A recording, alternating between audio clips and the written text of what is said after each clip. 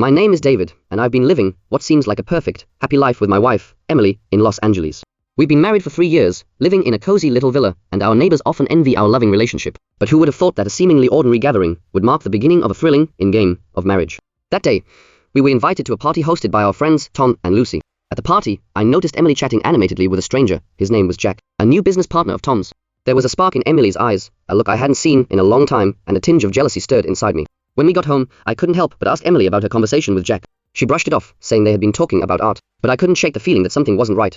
A few days later, I found an unfamiliar business card in Emily's handbag. It was Jack's. I confronted her, and Emily appeared flustered, explaining that Jack had insisted on giving it to her and she hadn't had the chance to throw it away yet. I was only half convinced, so I decided to keep an eye on things.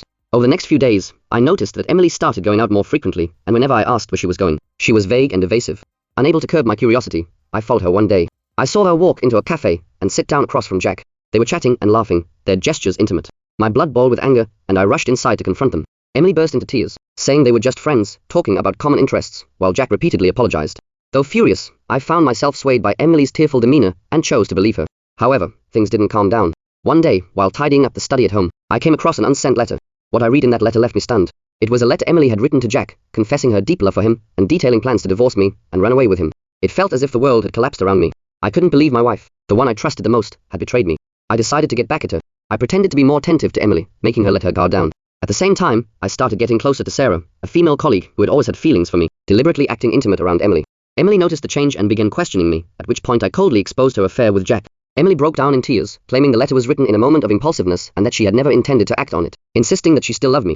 Just when I thought our marriage was at its end, an astonishing twist occurred. Tom came to see me, looking guilty. He confessed that the whole thing was a setup, engineered by him and Lucy. It turned out that they thought our marriage had become too dull, and they wanted to create some drama to rekindle the passion.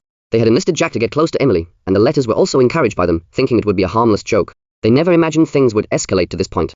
I was left feeling both furious and helpless. Emily, upon learning the truth, was deeply regretful. After everything that had happened, we both realized how fragile and valuable our marriage was. This absurd, in-game, of marriage, filled with drama and twists, had forced us to reevaluate our relationship. We decided to put the past behind us and start anew, working on our marriage. Still, whenever I think back on that experience, a complex feeling stirs in my heart.